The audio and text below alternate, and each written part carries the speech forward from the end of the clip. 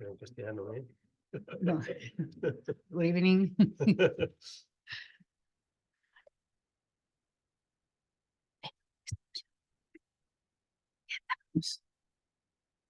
12 minutos.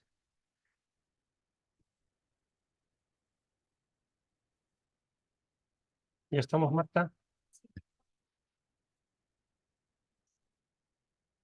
Buenas tardes.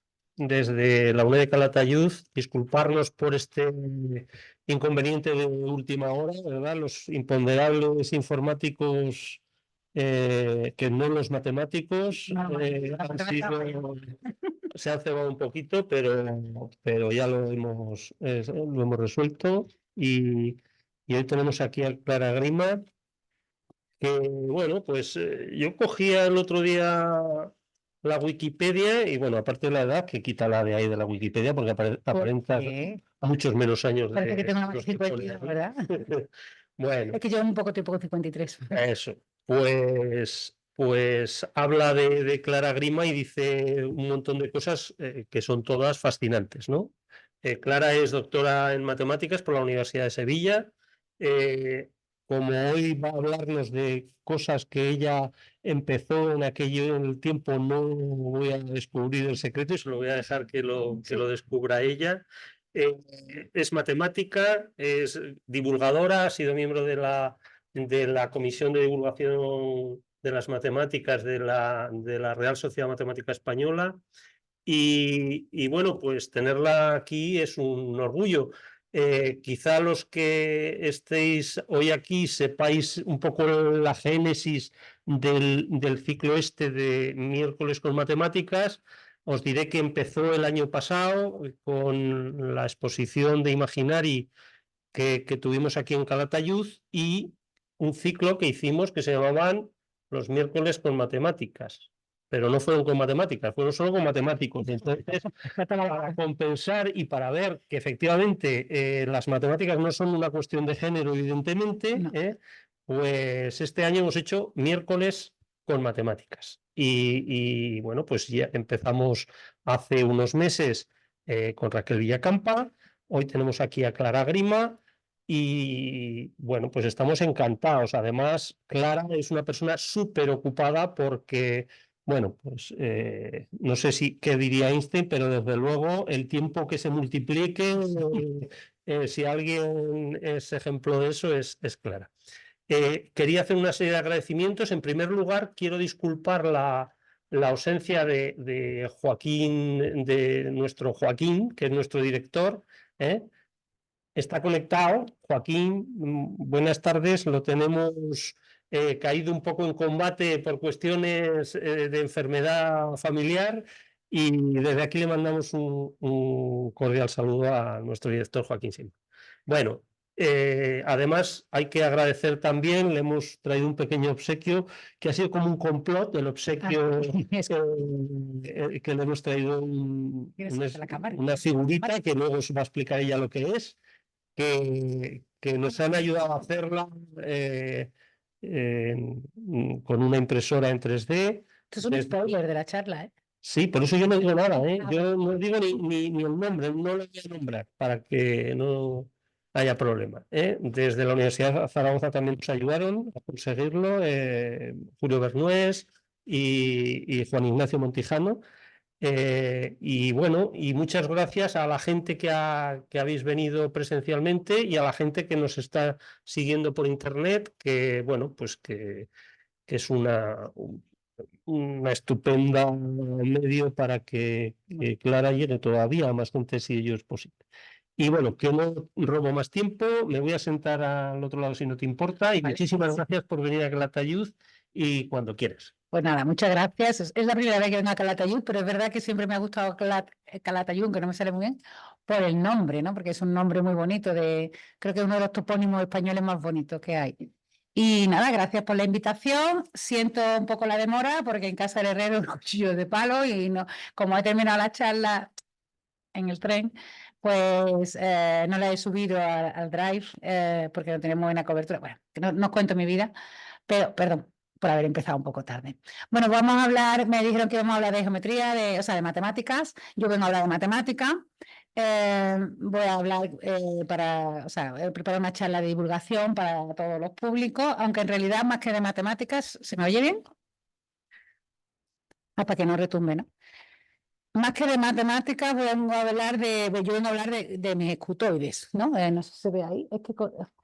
Bueno, yo vengo a hablar de mis escutoides y de vuestros escutoides, porque todos vosotros y todas vosotras estáis llenos de escutoides. Vengo a contaros un trabajo de investigación que publicamos hace ya 3 años y pico, en 2018, y que para mí pues fue una de las mejores cosas que ha pasado en mi vida a nivel profesional, ¿no? Que es publicar en esa revista que aparece ahí, que pone arriba Nature Communications, Nature Communications. Y yo recuerdo que cuando nos aceptaron este artículo, que como veis hay un montón de gente ahí, hay 16 personas ahí firmando ese artículo, y el artículo se llama Los escutoides son la solución, la naturaleza, bueno, no se llama así, la solución geométrica al empaquetado de epitelio, eso es lo que os voy a explicar. Yo recuerdo que cuando nos aceptaron el artículo, ¿no? O sea, tú haces la investigación, no sé si conocen como el proceso, haces la investigación, escribes el artículo, haces los experimentos y tal, lo manda a que lo revise, cuando lo revisan están bien y les parece interesante, entonces lo publican. Pues cuando nos dijeron que lo iban a publicar en Nature Communications, que es una de las revistas, yo creo que es la número 3 de impacto, o sea, una de las revistas científicas más importantes, pues yo llamé a mi madre llorando. Digo, mamá, yo tengo un artículo en Nature Communications. Y mi madre me dijo, ¿y esto es bueno o malo? Y digo, eso es buenísimo, mamá, porque mi madre evidentemente no sabe lo que es Nature Communications, mi madre pues ha sido limpiadora toda su vida. Y para mí pues era como, wow, ¿no? Conseguir algo bueno, que para mí era un sueño, ¿no? Que era publicar en una revista de tanto nivel que para un matemático o para una matemática es muy difícil, porque aquí hay matemático y matemática y las revistas de matemática no tienen tanto impacto. Y la revista como Nature, Science, pues no le gustan las matemáticas, lo que sea, tiene que ser algo de biología. Así que me fui con el enemigo y fui a estudiar biología. No voy a hablar de biología, voy a hablar de matemáticas, y voy a contaros básicamente la historia de este artículo, porque creo que es muy bonita, porque es un descubrimiento hecho en España con todos españoles, que ha dado la vuelta al mundo, que es muy fácil de entender, es muy bonito. Y un poco para contar un poco pues todos los entresijos de la investigación y de la divulgación, porque si yo estoy aquí hoy aquí contando mis escutoides, podría estar aquí contando otra cosa, pero si yo estoy hablando hoy de un artículo que es de biología, este artículo no es de matemáticas, es de biología, se habla de biología. De hecho, yo cuando ya pasó toda la bomba de los escutoides, que pasó el impacto allá por el verano de 2018, dije, manda narices que el trabajo de investigación mío que más impacto va a tener no aparece la palabra teorema, ¿no? Porque no es un trabajo de matemáticas, es un trabajo de biología. Pero bueno, ahí estaba mi nombre. Y como digo, yo estoy aquí hoy hablando de esto, de un trabajo de biología en el que, bueno, biología, no solo de biología, matemática, física, informática, hay muchas áreas de conocimiento aquí implicadas. Estoy aquí porque hace ya 13 años, en 2011, es que no se ve los letreros de arriba, pero no pasa nada, ahí pone mayo de 2011, no, pero tampoco son muy, sí. Pues en mayo de 2011 yo empecé a escribir un blog para niños. O sea, yo hasta mayo de 2011... claro, escondiendo eso. Ahí va. Sí. Gracias. Yo hasta mayo de 2011, bueno, yo estudié matemática, me doctoré en matemática, empecé a trabajar investigando en matemática. Yo no quería ser matemática, quería ser filósofa, pero como era pobre, pues estudié matemática. Mi profesor de filosofía me decía, chiquilla, si se te dan muy bien las matemáticas. Bueno, yo quería ser filósofa porque mi profesor de filosofía es el mejor profesor que he tenido en mi vida. Y me decía, pero chiquilla, si se te da muy bien las matemáticas, ¿cómo vas a estudiar filosofía? Estudia matemática, que ganes dinero, que no tenéis mucho dinero en casa, estamos un poco tiesos. Y por eso soy matemática, me alegro un montón. Es el mejor consejo que me han dado en mi vida. Si Antonio Hurtado no me hubiera dicho que estudiara matemáticas, pues me había perdido pues, yo creo que una de las cosas más importantes en mi vida, que es ser matemática. Pero nunca había contado matemáticas para nadie. Y en mayo de 2011, entramos con la ayuda, ¿no? Con la colaboración de Raquel García de Molins, que es una ilustradora catalana, a la que conocí en Twitter, en las redes sociales, pues decidimos escribir un blog de matemáticas para niños, que es ese que se llama Matiz Mataventura, que si tienen niños, no es para niños, bueno, sí es para niños, pero cuando decimos niños no nos referimos a gente joven, nos referimos a gente que no sabe matemáticas. O sea, pueden ser niños porque no saben matemáticas porque no lo han estudiado, porque son pequeñitos, o pueden ser niños como mis padres que no saben matemáticas porque no tuvieron la opción de estudiar matemáticas, o pueden ser gente de 40 años que sí estudió matemáticas pero que no se acuerda. O sea, cualquier persona que no tenga mucho conocimiento en matemáticas, para ese es el blog.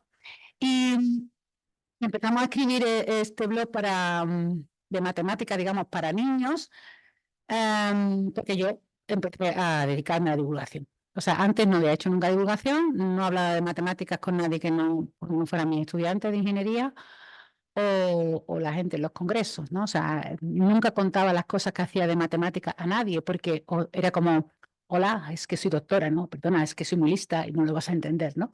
Y, y evidentemente estaba muy equivocada. No, bueno, no es que pensara eso, pero decía, ¿cómo voy a contar a la gente en qué investigo? ¿No? No se va a enterar de nada. No estaba muy puesta. Y empecé a dedicarme a la divulgación y mucha gente siempre me pregunta por qué ya tan mayor empezaste a dedicarte a la divulgación. Yo siempre lo cuento por mis hijos, ¿no? Por Salvador y Ventura, esos son mis hijos, o eso, bueno, eran mis hijos y siguen siendo mis hijos todavía, pero ya son mayores. Salvador tiene 21 y Ventura tiene 19, pues hablando con mis hijos. Empecé a hablarle, contarle cosas de matemáticas y que a los niños les gustaban. Digo, uy, pues sí que puedo hablar de mi trabajo. Entonces, claro, tenía dos cosas que eran las cosas que más amaba en mi vida, las matemáticas y mis hijos, ¿no? Entonces, cómo compartir con esas personitas que amaba tanto algo que yo hacía y que era muy bonito, ¿no? Que eran las matemáticas. Y por eso empecé a dedicarme a divulgación. Y me lo preguntan muchas veces, ¿por qué te dedicaste a divulgación? Por Salvador y Ventura, ¿no? A Salvador ahora en casa le llamamos el cerdo traidor con cariño, porque ha estudiado físicas, pero bueno, te harta tú de escribir un blog al niño y el niño te sale el físico. Pero bueno, y el padre es matemático también. El otro estudia matemáticas y el que se va a llevar tolerancia, claro. Bueno, pero nadie me pregunta por qué me dedico a una de las áreas de investigación que es la que está implicada, lo de los escutoides, que es la geometría computacional. Y yo creo que la historia es muy bonita, porque yo cuando acabé la carrera de matemáticas, pues quería investigar, porque, bueno, cuando entré en la carrera yo quería ser profesora de secundaria, no tenía, era lo que pensaba, pero cuando descubrí la carrera de matemáticas tan bonita, pues me enteré que además si eras profesor de matemáticas, pues podías estar estudiando matemáticas toda tu vida y te pagaban por ello, y yo dije, bueno, win-win, o sea, no se me ocurre nada mejor que dedicarme a estudiar matemáticas y que me paguen por ellos, y me quedé estudiando en la universidad, y bueno, tienes que buscar a alguien que te dirija una tesis doctoral. Y esto yo me gusta contarlo porque fue como una serendipia. Yo iba a hacer una tesis doctoral en una área de las matemáticas que se llaman ecuaciones diferenciales, que no sé si les suenan, que es un área muy bonita de la ciencia, de las matemáticas, y quedé con un profesor, estamos hablando del año 95, con un profesor para que me dijera la tesis. Pero tú, claro, entonces no había tanto WhatsApp, ni tanto correo, ni tanto, bueno, sí que había correo. De hecho, le escribí un correo electrónico. Me dijo, ven a mi despacho entre las 10 y la 1, no me acuerdo, así más o menos. Y cuando llegué a su despacho, el hombre había ido a tomar café y le había dicho a su compañera, voy a tomar café. Cuando venga esta alumna, que venga un poquito más tarde. Y entonces yo aproveché para ver a otra compañera que estaba haciendo la tesis en geometría computacional con un profesor.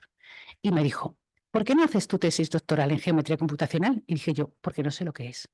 Dice, pues tienes que hablar con Alberto Márquez, que es el que lleva el grupo de investigación, que por cierto hizo la tesis en la Universidad de Zaragoza con Eladio Domínguez.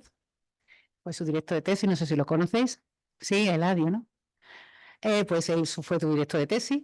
O sea, Eladio fue el director de la tesis de Alberto Márquez, está muy vinculado con Zaragoza, y aunque él está en la Universidad de Sevilla.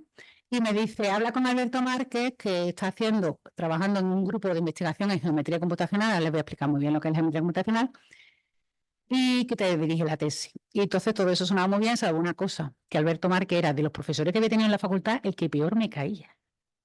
Y yo hice así, dije, oh, perdona, no pienso hablar con él, que sí, que es muy bonito el área, que están trabajando y tal, y yo, que no pienso, que no me cae bien ese tío. Y María Ángeles, mi amiga, me dijo, bueno, es un trabajo, tú vas, buenas tardes, buenos días, y tal. Así que yo me planteé su despacho, él no me hizo mucho caso, le dije, bueno, ¿qué es la geometría computacional? Y él me dio este libro, exactamente, que es una foto, y me dijo, léetelo, se llama Geometría Computacional, léete un capítulo, así, sin echarme mucha cuenta, y si te gusta, vuelve. Entonces yo me empecé a leer el capítulo mientras que esperaba que este profesor volviera del café, me fui a mi casa, me quedé ya enganchada en la geometría computacional, le escribí a otro profesor, le dije que iba a hacer la tesis en otra cosa, y me quedé enganchada porque la geometría computacional me pareció una de las áreas, un área preciosa. ¿Qué es la geometría computacional? Pues la geometría computacional, como su propio nombre indica, es geometría y es computación. Es una área de la, bueno, no sé si las matemáticas, está ahí, es un área que está ahí en medio camino entre matemáticas e informática, ¿no? y programación, y que lo que trata es de enseñarle a los ordenadores, ¿no? Por así decirlo en pocas palabras, a enseñarle intuición a los ordenadores utilizando la geometría. Y hoy vamos a ver un ejemplo de eso. Total, que bueno, pues por eso me dedico a la geometría computacional, por eso mi tesis fue sobre geometría computacional, y el final de esta historia es que me casé con Alberto Martín y que es el padre de mis hijos, o sea que al final... no, al final no me quedé tan mal. Y es el padre de mis hijos. Bueno, pues ahí estamos. Voy a empezar otra vez a mis hijos y cómo empieza esta historia de los escutoides. ¿Por qué tengo un artículo? Hola, soy Clara Gris, me vengo a hablar por qué tengo un artículo en Nature Communications en 2018 y todo empieza con mis hijos. Empieza cuando Salvador, el pequeño, tenía 3 años, el mayor, perdón, mi hijo mayor tenía 3 años, había que ir a su cole a explicar, bueno, tenían unas actividades que cada semana iba una familia a explicar su trabajo, ¿no? El protagonista de la semana, y cuando le tocó a Salvador ser el protagonista de la semana, pues invitaban a un adulto de la familia a explicar su trabajo, papá, mamá, si podían, porque ahora tiene que ser por la mañana, a la hora del cole, ¿no? Papá, mamá o alguien de la familia, y entonces en casa, como los dos somos profesores universitarios, Alberto y yo, pues, y como somos dos matemáticos, pues lo hicimos todo muy matemáticamente, hicimos un sorteo de quién de los dos iba, pusimos 2 papeletas, las hice yo, las 2 ponía mamá, y como él no echa cuenta nunca, y les Ventura metió la mano, total, que salí yo. Y llegó el momento, este fue un momento decisivo para que yo me dedicara a la divulgación, ya he dicho que tiene que ver con mis hijos, y es cómo le cuento a niños de 3 años a qué me dedico, porque soy matemática. Y además con la mala suerte que la semana antes había ido un cirujano, y les había dado palitos y mascarillas, que salieron todos con las mascarillas felices. Ahora tú les vas, eso era 2005, claro. Si tú vas ahora a un cole y le regalas mascarilla a los niños, te tiran la mascarilla a la cara. Pero ya súper felices. Ahora yo digo, yo soy matemática, cuando hay niños que no saben que es una matemática. O sea, yo cuando era chica no sabía que era una persona matemática, no saben decir matemática. Y la noche de antes o los días de antes, digo, Alberto, ¿y ahora qué le digo yo a los niños? ¿No? ¿Cómo le explico a los niños qué hago, ¿no? En mi trabajo? Y él me decía, bueno, pues tú vas y les dices a los niños, como tienen ya 3 añitos, están en infantil, pues les enseña a diferenciar entre un triángulo y un cuadrado, que contando los lados, que saben contar si tienen 3 o tienen 4 y tal. Digo, bueno, pero es que ese no es mi trabajo. Ese es el trabajo de las maestras de infantil y de los maestros de infantil, pero mío no. Yo investigo. Así que dándole vueltas, digo, pues les voy a contar a los niños geometría computacional, porque eso es lo que yo hago. Y como nunca he tenido miedo ni vergüenza, digo, voy a explicarle a los niños. Digo, a los niños, entonces yo llegué y digo, soy matemática, los matemáticos lo que hacemos es resolver problemas. Porque, bueno, pregunto, ¿qué hace un matemático? Los niños de 3 años no lo saben, pero en los coles, cuando va la bichada en los coles, en los institutos, ¿qué hace un matemático? Hacer cuentas. Digo, ostras, eso es tan afinado como decir que Picasso era un señor que limpiaba brochas. Y las limpiaba, pues claro que limpiaba las brochas. Pero era su trabajo, no. Mi trabajo es hacer cuentas. Cuenta qué profesión no hace cuentas. Todas las profesiones hacen cuentas. La profesión de un matemático no es hacer cuentas. Las hacemos, sí, como Picasso limpiaba la brocha o como, pues no sé, que no me sale un futbolista, siempre me sale Messi, que ya no juega, ni nada. Como un futbolista decir que Messi es un señor que hace abdominales. Pues claro que hace abdominales, pero no es su trabajo, ¿no? Y yo decía, los matemáticos lo que hacemos es resolver problemas. Y el problema que les planteaba yo a ellos era el siguiente, digo, mira, en ese cuadradito blanco, en ese rectángulo blanco están los lunis, que esta es la misma diapositiva, bueno, está capturada la diapositiva que usé aquel día. Digo, son los lunis, que son los personajes de una serie que le gustaba mucho a mi niña, Salvador. Digo, vamos a ver cómo resolvemos los problemas los matemáticos. El problema o el reto que vamos a hacer es el siguiente, en ese rectángulo hay un montón de esos muñequitos, ¿no? De los están los lunis. Vamos a tocar la campana del recreo, el timbre del recreo, salen al patio y digo, colocaos como os dé la gana, vamos a hacer una piñata. Así que os podéis colocar donde os dé la gana porque vamos a tirar caramelos. Entonces los lunis eligen dónde ponerse libremente, nadie les dice nada, sino se ponen aleatoriamente como ellos quieren, si quieren ponerse cerquita, separados de sus amigos, lo que sea. Entonces cuando ya llevamos un rato, decimos, ahora vamos a tocar el timbre y os paráis y os quedáis quietos. Se paran y ya no se pueden mover. ¿vale? Ya han elegido su sitio en el patio y tal. Y ahora van a empezar a caer caramelos. Y hay que repartir los caramelos. Ese es el problema y hay que hacerlo de forma que nos parezca justa y matemática. Entonces, pues veis aquí el primer caramelo, la diapositiva es un poco cutre, y si ahora cae un caramelo.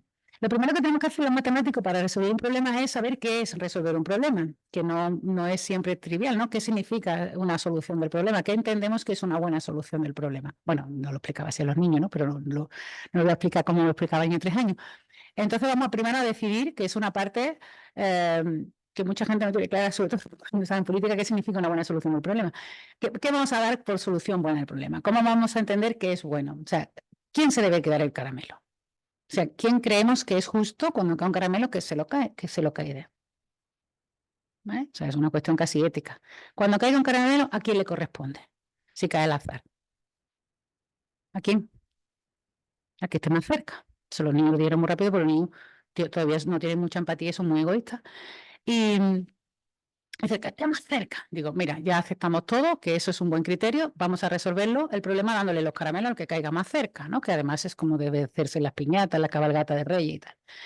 Pues cae ese caramelo, digo, ¿este caramelo entonces de quién es? Y entonces hubo ahí una disputa y empezaron, eran niños pequeños de 3 años, unos decían la bruja a Lubina, otros a Lubú, otros a Lucho, ¿no? Ahí, una bronca, se pegaron. Digo, un momento, segunda lección, las matemáticas no se votan. Las matemáticas se miden, o sea, a la matemática le importa muy poquito tu opinión. O sea, no se elige el que está más cerca por mayoría, se elige midiendo. Entonces medíamos, eso es lo que más me gusta de las matemáticas, que no depende del capricho humano, o sea, que podrán cambiar la frontera, podrían quitar la tilde al solo y podrán hacer un montón de cosas, pero el 7 no lo factoriza nadie, porque es muy primo, ¿no? Pues eso no se lo contaba al niño, pero es otra de las cosas de nuestras matemáticas. Las matemáticas son poderosas y eternas, ¿no? O sea, nadie factoriza el 7. Pues en aquel momento digo, no sé, las matemáticas no se opinan, las matemáticas no se votan, las matemáticas son datos, miren. Y total, que medimos y el que estaba más cerca era el amarillo, que era Lucho. Dijeron, Lucho, digo, bueno, ya tenemos resuelto el problema. Ahora, cuando caiga otro caramelo, ya sabemos cómo resolverlo. Medimos y el que esté más cerca. Digo, es una solución, pero es una solución un poco aburrida. Entonces, lo que hacemos los matemáticos, que hacemos geometría computacional, es queremos hacerlo eso más rápido, porque lo queremos hacer luego con ordenadores. Entonces, vamos a buscar una solución geométrica que nos permita saber más rápido de quién es el caramelo. Y entonces se quedan así, ¿cómo podemos saber más rápido quién es el caramelo sin medir? Digo, bueno, pues para eso lo que hacemos es, al principio, antes de tirar los caramelos, dibujamos unas líneas en el suelo. O sea, vamos a dedicar un tiempo, que es lo que se llama en matemática un preprocesamiento, vamos a parar un ratito, y antes de empezar a tirar caramelos, cuando ya están colocados los lunes y cuando ya no se van a mover, pintamos esas líneas en el suelo, que lo que hacen es definir la zona de influencia. Estas líneas, lo que se llama el diagrama de Voronoi, que es lo que yo le estaba contando, que es una de las primeras cosas que yo estudié en mi tesis doctoral, o sea, que yo le estaba contando mi tesis a los niños, hola ahí. El diagrama de Voronoi es, pues eso, lo que hace es dividirla en regiones. Bueno, pintamos estas líneas que lo que hace es que a cada luni le pinta la zona de influencia, la zona de caramelos que están más del patio, que está más cerca de él que de ningún otro. Así que cuando caiga este caramelo es de Lucho, si cae aquí es de Lulo, y no, cada vez que caiga un caramelo no tenemos que hacer nada, porque ya está hecho. ¿Vale? Bueno, pues entonces los niños ya a partir de ahí siguieron saliendo caramelos y ya pues ya no había discusión, todos a una sabían de quién era el caramelo porque teníamos el diagrama de Voronoi. ¿Vale? Bueno, no triunfé tanto como el cirujano, ni como la madre que era policía local, que le llevó el walkie-talkie. Alguna gente es muy traidora, pero bueno, no quedé mal, ¿no? Creo yo, ¿no? Los niños se lo pasaron muy bien, entendieron muy bien el concepto de diagrama de Voronoi y luego ya, esto lo hemos hecho ya en cole, no ese día, sino con niños que pintaran ellos con tiza su diagrama de Voronoi y les sale casi perfecto, porque los niños cuanto más pequeños, más egoístas son, porque todavía no han aprendido empatía y claro, ellos tienen que pintar estas líneas son las mediatrices. Ellos no saben qué son las mediatrices, ni saben nada de ortogonalidad ni nada, pero saben que de aquí para allá es tuyo y de aquí para acá es mío. Y uno está dibujando, pero el otro está echando para allá. O sea, y al final, si haces una foto aérea, sale casi el diagrama de Voronoi, porque es una cosa muy intuitiva, es hasta aquí es mío, porque estoy más cerca que tú, ¿no? Y esto es un poco, es una estructura bueno, yo estaba estudiando en superficie, un poquito más elevada, pero que, bueno, que es una estructura que utilizamos mucho en nuestro día a día sin darnos cuenta, pues a lo mejor cada vez que que usamos el móvil en una gran ciudad para decir una farmacia que esté cerca de mí, ¿no? Cuando tú dices farmacia cerca de mí a Maps o banco o lo que sea, no es que Maps en ese momento calcule tu distancia a todas las farmacias de la ciudad, ¿no? Sino que lo que hace es que tiene un diagrama de Voronoi y mira dónde has caído.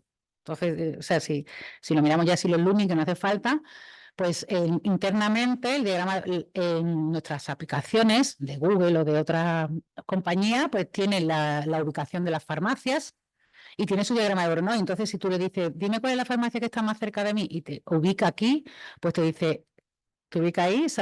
¿Qué pasa? Se ha quedado colgado, ¿verdad? Se ha quedado colgado. Ahí va todo mal. A ver si responde. Déjalo que responda. Si no, sigo yo. ¿Se ve la diapositiva? Bueno, puedo seguir por aquí. Es que hay varias que se pueden contar sobre esta. O hay todo en nuestra contra. Si tú estás aquí en esta zona, te dice, bueno, tu farmacia más cercana es esta, y las siguientes que te ofrece el programa son las que son vecinas, o sea, las que son colindantes con esta, pues te ofrecerá esta, porque comparte la frontera con la que tú estás, esta, y va haciendo capas de cebolla, o sea, que es una cosa que se utiliza en muchas aplicaciones de informática y matemática. Incluso una variación de esto, sí, bueno, un poco sutil, es los reconocedores de voz, ¿no? Cuando le decimos a Alexa o a Google algo, le pedimos algo, ¿cómo identifica lo que le estamos pidiendo, ¿no? Pues porque tiene grabado ya, más o menos, si alguien sabe cómo funciona un reconocedor de voz, esto es una versión muy tal, viene alguien y le graba las palabras, ¿no? Le graba los sonidos. Los sonidos son ondas, ¿no? Son un abrazo a los físicos, son ondas que los matemáticos, bueno, Fourier era matemático, sí, ¿no? Que, por decir una versión muy corta, cada vez que emitimos un sonido que es una onda, nosotros le podemos dar unos numeritos, que es como si fuera un código de barras, y luego yo grabo, pues, por ejemplo, si alguien, Siri, ¿no? Que es Irache Gómez, graba patata, pues sabe, le creas un diccionario de numeritos y cuando tú hablas, pues emites tus ondas, él identifica los numeritos y busca en esa especie de diccionario a qué palabra corresponde. Claro, pero hay un problema porque si lo graba Irache Gómez, que es del País Vasco, y graba salchichón, y yo voy luego y digo, quiero salchichón, pues a lo mejor la Alexa se queda un poquito diciendo que ha dicho esta señora, ¿no? ¿Y qué pasa? Ay, ¿ves? Pues que cuando yo digo salchichón, no hay ninguna palabra grabada por Irache Gómez, que es mi amiga, por eso hablo tanto de ella. Irache Gómez no ha grabado nunca en su vida la palabra salchichón, y que es como se dice en mi pueblo, salchichón. ¿Y qué hace el programa? Dice, bueno, esa palabra no es, busca la que está más cerca, ¿no? Y entonces te asigna una palabra que está muy cerca y por eso algunas veces los reconocedores de voz hacen cosas, ¿no? Bueno, voy a seguir. No sigo, voy a seguir. Bueno, esto también lo usamos mientras que se va. No, esto se ha quedado colgado. Este tipo de diagramas, hoy está todo en nuestra contra, ¿no?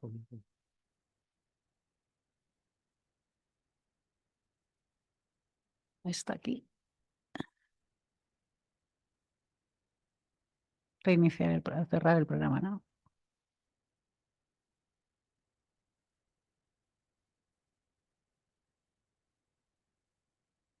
Nos hemos metido mucho con los informáticos. Eso por meterme tanto. No, yo adoro los informáticos, son mis alumnos.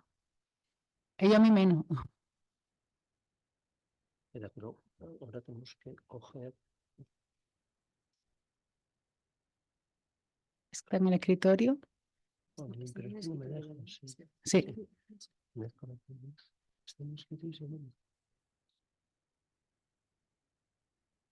Aquí está abierto el PowerPoint.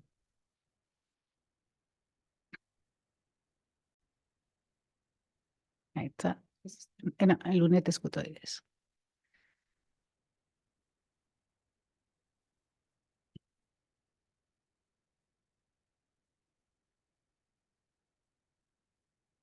Se queda ahí parada, no sé por qué. Vamos a salvar esto. No, quítala, pasamos para adelante, sí. ¿Y por qué se queda ahí parada? Se queda colgado en esto.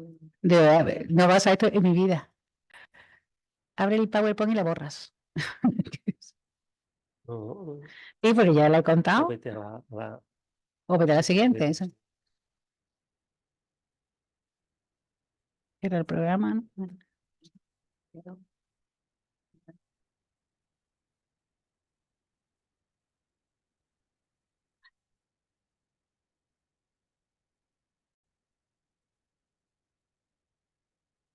Y ahora la abrimos en aquí.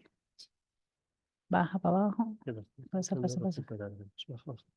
Ah, vale. Pasa todas esas. Aquí. Vale. Vale. esto,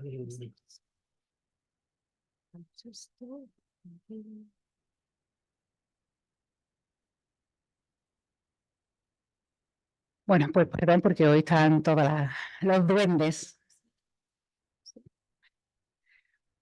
A ver. No sé si irme para atrás. Vale. Bueno, esa es la que cuenta las aplicaciones, la de, pues, por ejemplo, si tienes una red de pizzerías, que llama a alguien por teléfono, tráeme una pizza, pues qué pizza te lleva, el que esté más cerca, todo ese tipo de cosas, en lo reconocido de voz. Y también, como decía al principio, la geometría computacional es un área entre las matemáticas y la informática que trata de enseñar intuición a los ordenadores, ¿no? Porque los ordenadores no tienen intuición, son máquinas que hacen cuentas y ya está. Y usando la geometría. Y un problema, por ejemplo, que también en el que usamos una de las aplicaciones que tiene el diagrama de Voronoi es la siguiente. No voy a volver atrás porque quiero tocar la diapositiva, pero imagínense que todos esos puntos son rojos y que no hay líneas blancas. Entonces, si yo le digo y que el problema que queremos resolver es de todos esos puntos rojos que hay ahí, ¿cuáles son los dos que están más cerquitas?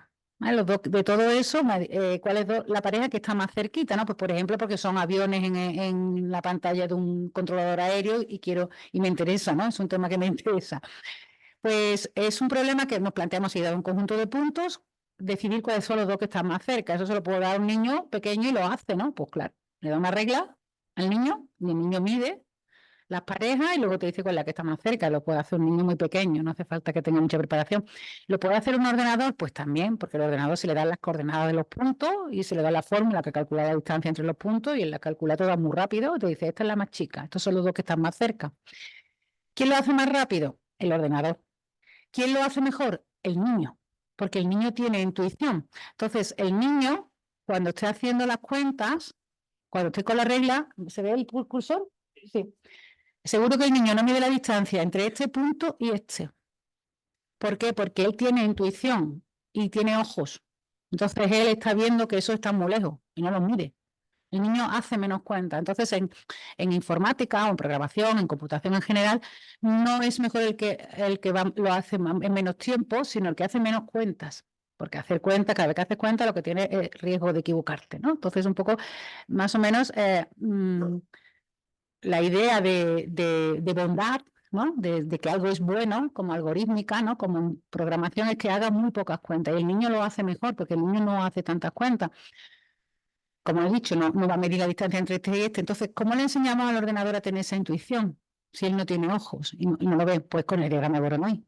Le decimos, antes de ponerte a medirlo todo, dibuja el diagrama, o sea, calcula el diagrama de Voronoi y ahora cuando en este punto amarillo, por ejemplo, que no quiero volver para atrás porque no me atrevo, este punto amarillo solo le va a medir la distancia entre él y sus vecinos de Voronoi. ¿Vale? Si yo no le digo nada, el ordenador pinta, o sea, mide la distancia de este punto amarillo y todos los rojos, porque él no sabe cómo están colocados. Es un ordenador, es una máquina. Pero si yo le doy el diagrama de Voronoi, ahora le puedo decir, cada punto solo le va a medir la distancia de él, su distancia desde él hasta lo que sean sus vecinos. Y con eso se piensa o se hace un algoritmo parecido al del niño de intuición. Estamos enseñando intuición sin que vea, ¿no? Utilizando la geometría. Y otra de las aplicaciones, bueno, la primera aplicación de la historia que podemos decir que se hizo de los diagramas de Voronoi lo hizo este señor John Snow en el siglo XVIII en un brote de cólera que hubo en Londres.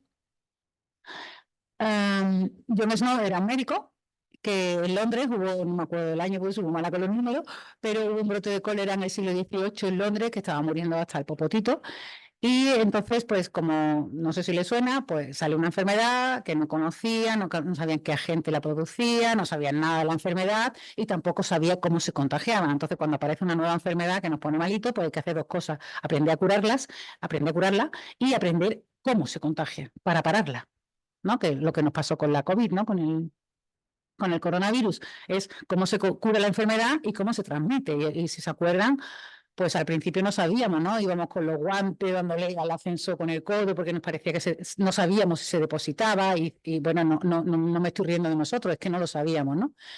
Y en el brote de cólera de Londres tampoco se sabía cuál era la vía de transmisión del cólera y había dos teorías. Una teoría era la teoría miasmática, que es que iba por el aire, ¿no? El bicho o la gente que lo producía, que no sabían cuál era, así ya se sabe que es una bacteria, que iba por el aire y entonces pues tú lo respirabas y te contagiaba. Y otra teoría que era por contacto, ¿no? O sea, que un enfermo, pues al tocar a un enfermo que tuviera cólera o beber de su vaso o su ropa, al tocar algo, ¿no? Que se depositaba. Pero el señor Jon Snow no estaba muy de acuerdo con esa hipótesis y entonces lo que hizo en un plano de Londres, esta es ¿cómo se dice? Una copia, ¿no? Esa es la palabra, revolución del mapa de Jon Snow, se puso a poner una rayita negra por cada difunto en el sitio en el que vivía el difunto, ¿no? Entonces, bueno, ven aquí, por ejemplo, aquí se murió tu Dios, y iba pintando rayitas negras donde moría la gente. Entonces se dio cuenta de que había una zona de Londres donde se concentraban principalmente, no todas las muertes, pero la mayoría. O sea, que había una zona, por así decirlo, chunga, donde murió mucha gente y luego fuera de esa zona casi murió muy poquísima gente. Entonces eso ya se tiraba por tierra la teoría miasmática, porque no tiene sentido que un bicho, que no sabía lo que era, ¿no? Una gente vaya por el aire y cuando llega a una calle dice, ahora para atrás. No, nadie se creía eso, ni el contacto, porque ¿qué pasa? Que esta gente eran todos muy amigos entre sí, pero con los del barrio de al lado no se hablaban. No había algo que era geográfico, que era geométrico, que lo estaba concentrando a las muertes. Y el señor Jon Snow, pues lo que hizo, hay un libro que se llama muy chulo, el mapa fantasma, os lo habéis leído, ¿no? Bueno, pues sabéis la historia, él empezó a entrevistar, el mapa fantasma se llama, el libro está muy bien. Empezó a entrevistar a gente, sobre todo a gente que había muerto, bueno, la gente que había muerto no a su familia, ¿no? No era Iker Jiménez, era un médico de verdad. Empezó a entrevistar a la familia de la gente que había muerto fuera de la zona. Y una de las cosas que todo eso lo contó él, una de las entrevistadas fue la familia de una mujer que murió muy lejos de la zona, y entonces él fue a entrevistar a la familia para ver qué hábitos tenía esta señora, ¿no? Que podía haber, porque solo murió ella. Y su familia le contó que la señora le compraba, le preguntó su tía, su abuela, vivía en la zona chunga, ha estado en la zona chunga últimamente, bueno, como se llamaba el barrio, Broad Street, y le dijeron, no, ya no hace mucho que no se movía, dice, pero ella vivía allí cuando joven y tiene muchos amigos, de hecho, el verdulero que le trae a ella la verdura es de allí, que se lo trae en un carro, y le trae agua de la fuente de Broad Street porque le viene ella muy bien para los dolores. Y la verdad es que sí, que se los curó. Todos. Claro, claro, era el agua, porque en aquella época en Londres, ni en Londres no había agua corriente. El agua se cogía de la fuente. ¿Y tú a qué fuente vas? A la que está más cerca de tu casa. Entonces, la gente que estaba muriendo era la gente que vivía en la zona de Voronoi, de la fuente que estaba contaminada con cólera, la fuente de Broad Street, que se me ha olvidado. Ay, que este verano me hizo una foto en la fuente. Ah, me sale de haber recordado. La gente que estaba muriendo era pues exactamente la gente que estaba en la zona más próxima a la fuente de Broad Street. Y la cerraron y de hecho ahora hay, que no se me olvidó ponerla, ahí en Broad Street hay una fuente que todos los años viene el alcalde de la zona, porque como Londres va así, una cosa rara, y le quita la llave, ¿no? Porque lo que hicieron es quitar la llave de Broad Street para que la gente no siguiera cogiendo agua de esa fuente y fuera a otras fuentes y tal, y todos los años vienen y quitan la llave de una fuente que no funciona para hacer, o sea que fue una cosa muy épica en Londres, se sigue recordando y fue un uso del teorema de Voronoi.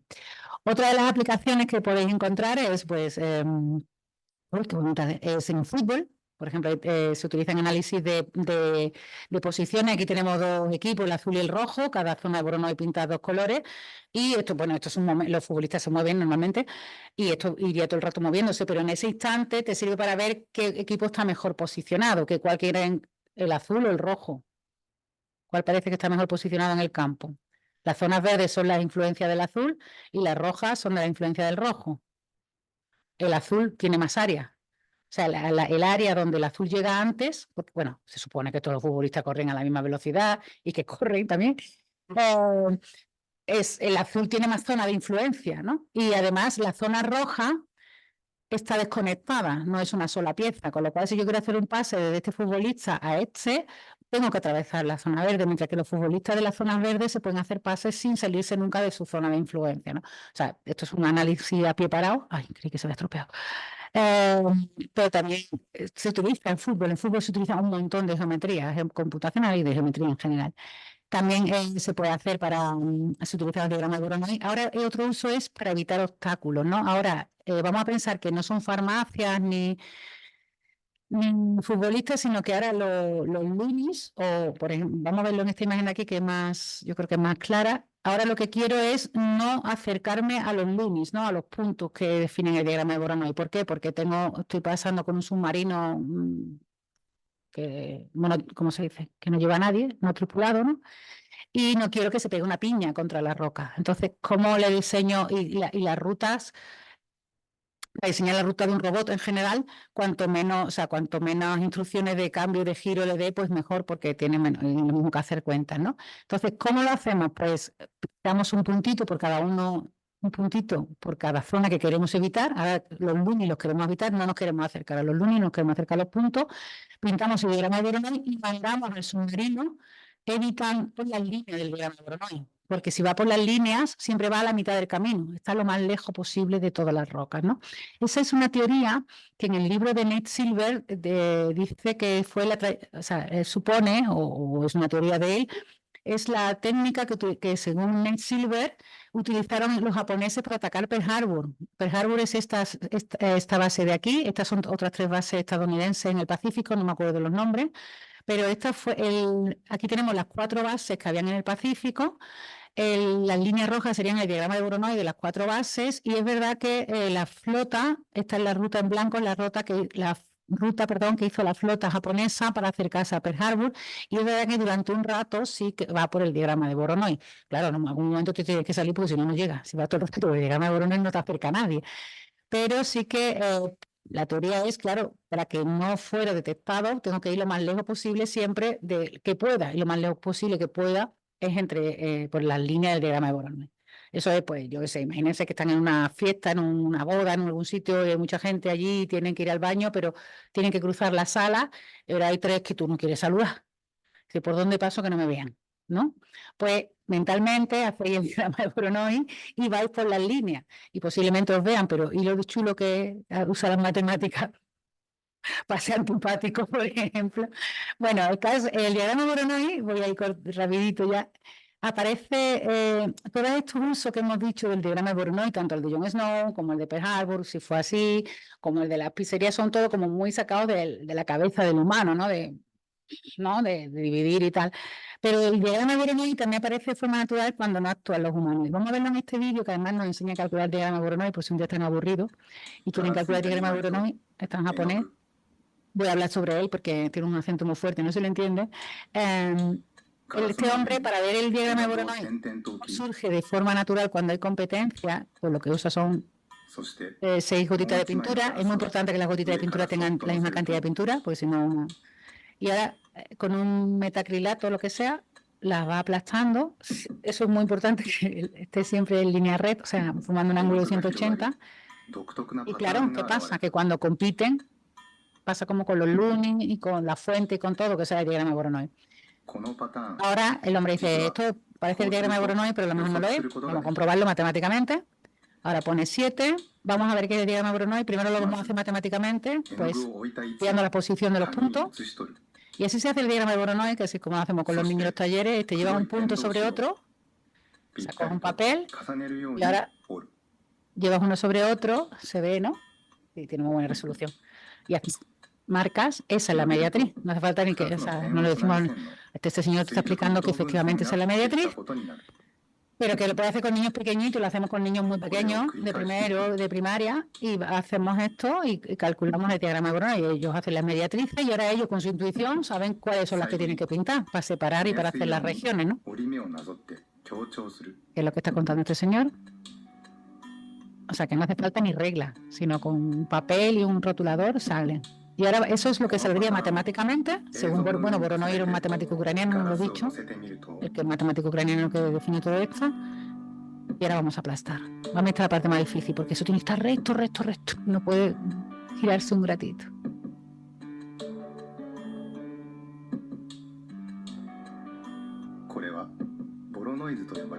Y efectivamente la pintura, ahí no ha actuado nadie. O sea, lo que nos viene a demostrar este vídeo, y muchos vídeos que hay, este es muy chulo, es que siempre que hay competencia leal, o sea, leal significa que las gotas de pintura tengan toda la misma cantidad y que eso vaya absolutamente plano, porque si aplastas unas gotas antes que otras, pues van a invadir, ¿no? Si no hay ningún matón, ¿no? Quiere decir, ninguna pintura que tenga más cantidad o que tú la aplastes primero, pues la competencia de forma natural en la naturaleza salen diagramas de Voronoi. Este es un poquito complicado, lo hemos hecho con niños, lo hemos hecho con plastilina.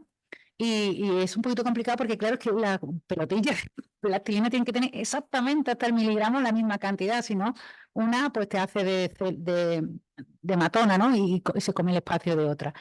Y lo de bajar cristalito a 180, o sea, es que tiene que ir a 180, no puede estar una mijita bajada. Pero este que es más simple, si lo hacemos, es hacerlo con lacasito, ¿no? Pintan el papel y agua, lacasito, M&M's, los caramelos de colores, ¿no? Pintan el papel, hacen el diagrama de Voronoi en el papel, le ponemos un plato transparente y los lacasitos y dejamos que el agua se disuelve los colorantes y sale. Sale un momentito, luego se mezcla y es agua marrón. La plastilina separa, esto no separa, esto si te va y vuelve dentro de un rato está agua sucia, pero bueno, lo ven. Y esa es la idea que, o sea, después de mi éxito en la clase de niños y de que contar todo esto y que los niños lo fliparan mucho, pues un día lo conté para los mayores, que significa igual pero sin cuentos, en un blog. Esto fue, no sé si está por aquí la fecha, bueno, sí, diciembre de 2011, o sea, yo había empezado a contar para niños en mayo, pues esto fue en diciembre, yo conté esto en un blog en Naucas, muy famoso, no es mío, es de mucha gente que va y escribe, y yo dije, bueno, le voy a contar a todo el mundo lo que son los diagramas de Voronoi, porque si los niños de 3 años han entendido el diagrama de Voronoi, porque lo entiende a todo el mundo y que lo disfrute. Y una de las personas que lo disfrutó o que lo vio fue Luis Mascudero, que es un investigador, un profesor de la Universidad de Sevilla, del Departamento de Biología Celular y del Instituto de Biomedicina de Sevilla, y me contactó y dice, oye, pues que nosotros trabajamos en biología del desarrollo, ¿no? Celular, y yo creo que las células tienen pinta de ser diagramas de Voronoi.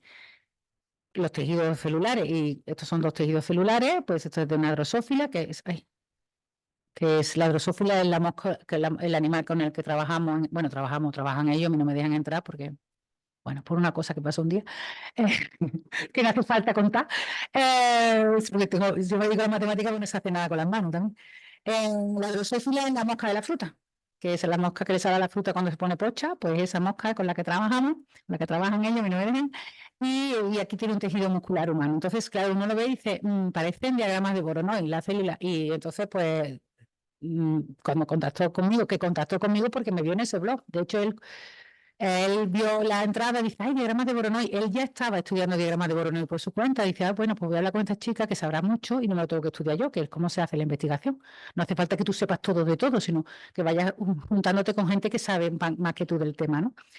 Y dice, bueno, voy a ver dónde está esta chica. Bueno, esta chica, porque no estaba mi foto en el blog, claro.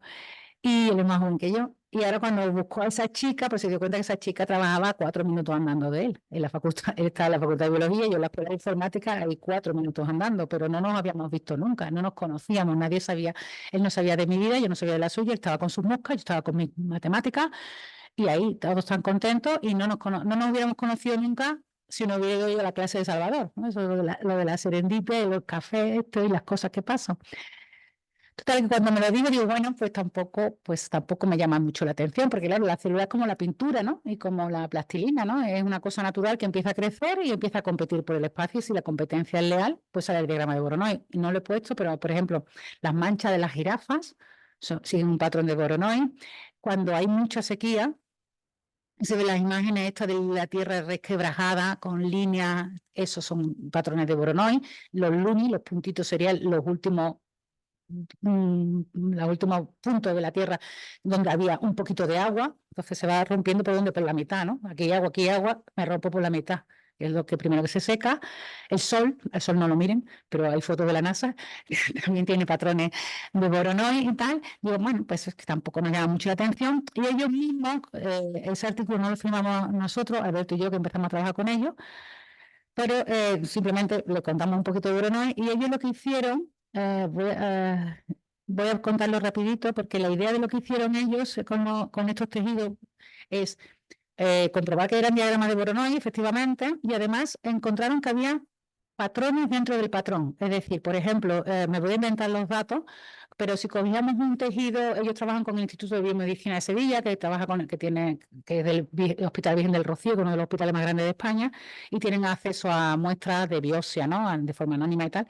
Pues si cogían biopsia de tejido muscular aquí, de la mano, pues veía que todas esas biopsias, ¿no?, tenían un patrón. ¿En qué sentido? Pues, por ejemplo, cuando haces un diagrama de Voronoi, pues tenés a las figuritas, la región de Voronoi, la región puede ser un cuadrilátero de 3 lados como mínimo, ¿no?, de 4, pero tener 5 lados, 6 lados. Entonces lo que veían es que se repetía el porcentaje de polígonos. A ver si lo explico. O sea, por ejemplo, me voy a inventar el dato, digo, en el tejido muscular humano de un brazo sano, pues tiene un 3% de triángulos, ¿no?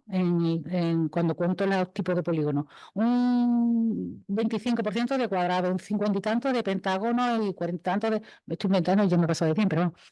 El pentágono y hexágono los que más aparecen, y luego de hectágono y tal. Y veían que ese patrón, pues mira, se puede identificar que todos los tejidos musculares sanos tienen esos patrones. Y de pronto aparecía un tejido, una biopsia, que ya no cumplía esos patrones, ¿no? Pues que a lo mejor tenía un montón de triángulos, eso es muy raro, que un diagrama de Voronoi de un sitio donde la competencia haya sido leal, haya muchos triángulos. Lo normal es que haya muchos pentágonos, muchos hexágonos. Entonces, cuando eso ocurría, ¿por qué ocurría? ¿Por qué puede ocurrir eso? ¿Por qué se está rompiendo la competencia leal? Si hay competencia leal, no pasa eso. Si hay competencia leal, sale un Voronoi con sus pentagonitos y sus hexagonitos, pero los triángulos menos. ¿Por qué? Porque había células que estaban creciendo más rápido de la cuenta, que estaban comiendo de la otra célula, y eso se llama un tumor, que puede ser malo, que puede ser bueno. O sea que la propia geometría ya era una primera pista, ahora tiene que venir un médico y tal, pero la propia geometría te estaba diciendo, aquí las cosas no van bien, la competencia no está siendo leal. Y con eso publicaron ellos un artículo, no voy a entrar más en esto, porque es un escutoide, pero todo esto, perdón, que me iba al fin con los nervios. Uy. Estoy acabando, aunque hay muchas cosas, ya todo es muy rápido. Con todo esto de las células lo estábamos viendo en 2 dimensiones, o sea, como si los tejidos fueran de 2 dimensiones, pero los tejidos no son de 2 dimensiones. Si miramos un tejido al microscopio, un epitelio, no es una cosa con 2 dimensiones, tiene volumen, al microscopio se parece más a una torrijita o un pan de sándwich, o sea, tiene su volumen. Entonces las células no son disquitos, son fichitas que se pegan unas con otras, ¿no? Como por ejemplo aquí. Uy, que me cargo el protector. Hoy no es mi día, ¿eh?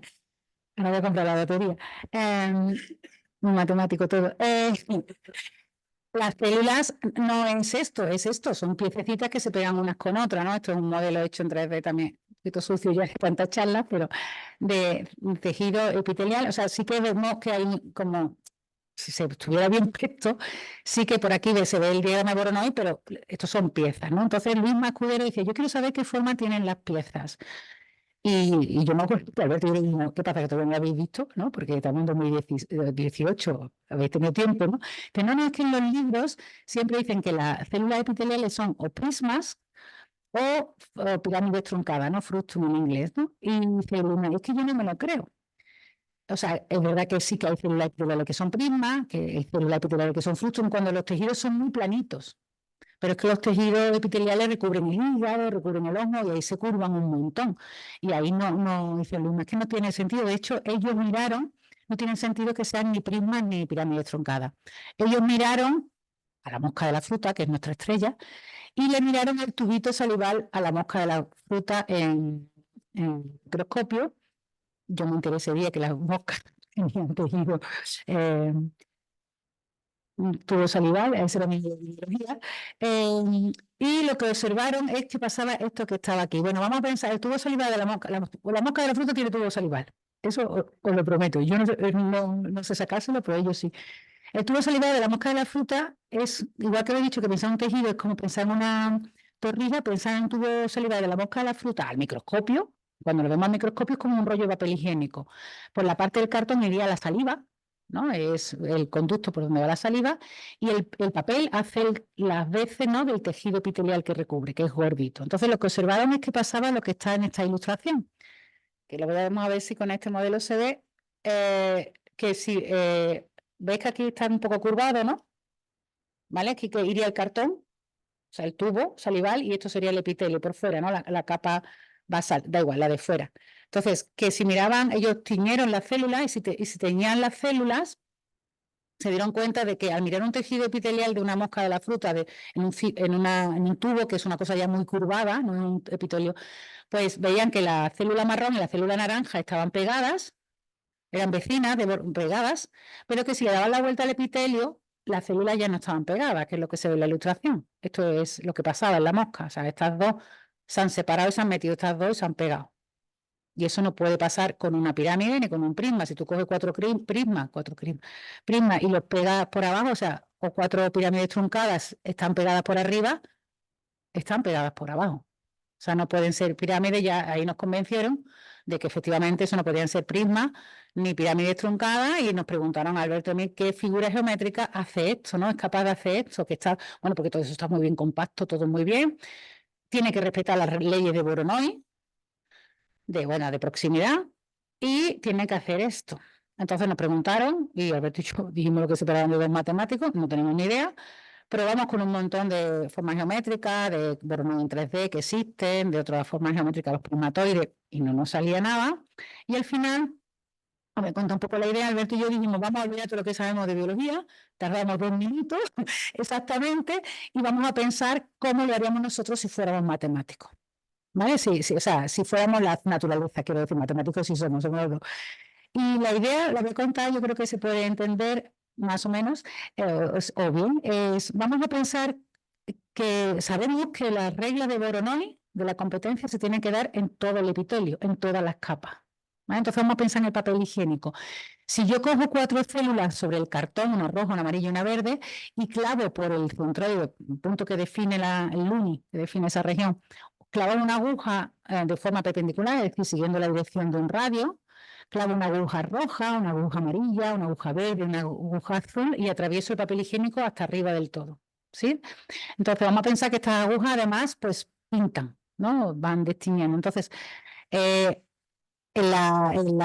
cada capa de papel de higiénico me ha dejado un punto rojo, un punto azul, un punto verde y un punto amarillo, ¿vale? Porque he atravesado todo el papel higiénico, entonces arriba, cuando quite las agujas, voy a tener un punto rojo, un punto verde, un punto azul y un punto amarillo, ¿sí? Que vienen de las de abajo.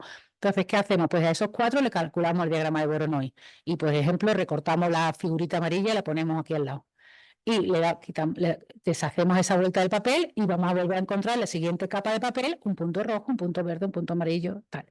Pues Voronoi al canto, hacemos el Voronoi y nos quedamos con la figurita amarilla y la ponemos encima de la otra figurita amarilla. Vamos a ir montando los papelitos amarillos y eso vamos desliando el papel y al final tendremos la forma que tiene. Bueno, eso se lo explicamos nosotros con ecuaciones a los informáticos, y los informáticos le dieron forma sacaron las ecuaciones y dijeron, bueno, esto es lo que sale, más o menos, y dijeron, esta es la forma que tiene, que es la que estamos viendo ahí, cutoides, este es más bonito, que me la ha oído Antonio, y dijimos, ¿esto qué es? Esto es un churro. Y me acuerdo que Lima dijo, esto es una porquería, y dijimos, pues, si la naturaleza supiera matemáticas, esa es la única forma que tiene de respetar las leyes de Voronoi en cada capa del epitelio. Y luego fueron al laboratorio a mirarlo y efectivamente esta era la forma que tenía. O sea, fue el momento no eureka, fue el momento escutoide y dijimos, hemos encontrado una forma geométrica, bueno, sí, hemos descubierto, ¿no? Porque no la hemos inventado, que nadie había visto. Y ahora había que ponerle un nombre.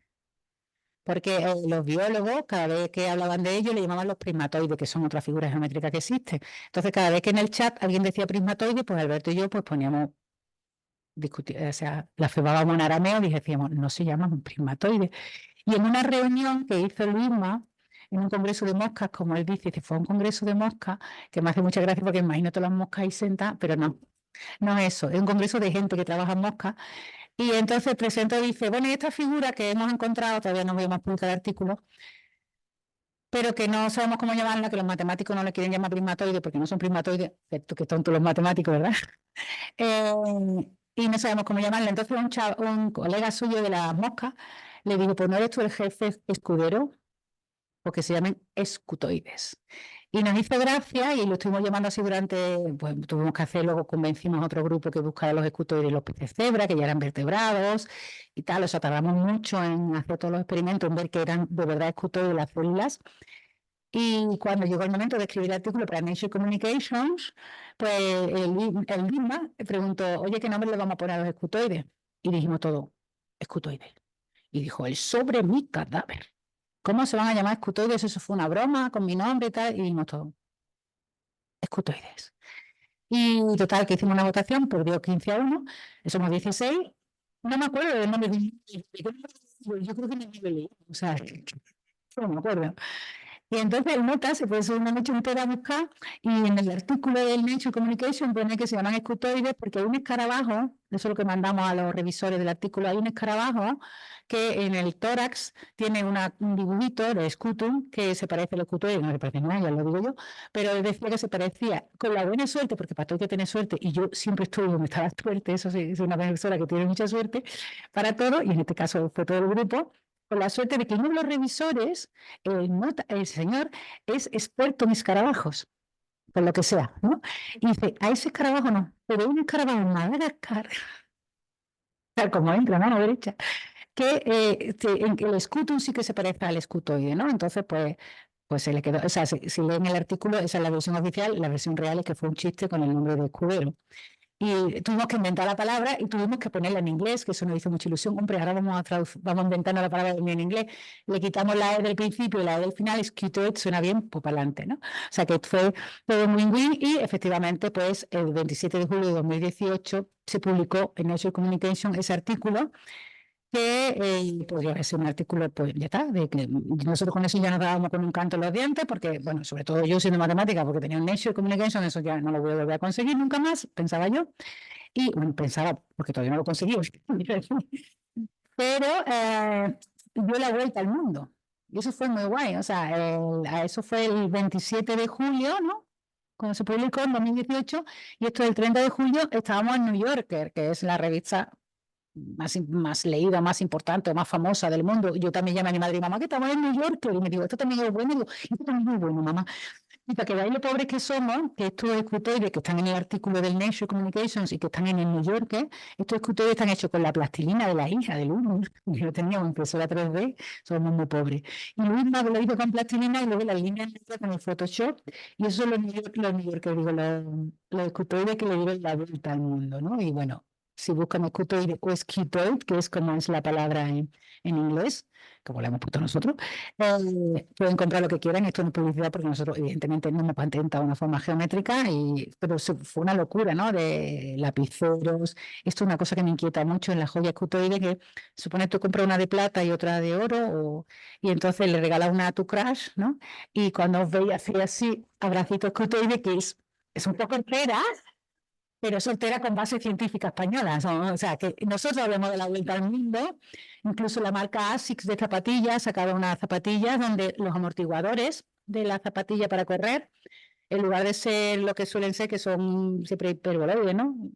Más o menos, pues si la naturaleza, bueno, porque no lo he dicho, o sea, nosotros dimos las ecuaciones, los informáticos vieron la forma, los biólogos dijeron esta es la forma, y luego los físicos comprobaron que esa forma además era la que reducía, o sea, la que maximizaba la resistencia, o sea, propiedades físicas muy buenas del escutoide, masificaba la resistencia, minimizando la energía necesaria, con lo cual si la naturaleza pensaba que esto era resistente para los epitelios, ¿por qué no poner unas zapatillas de deporte y de correr?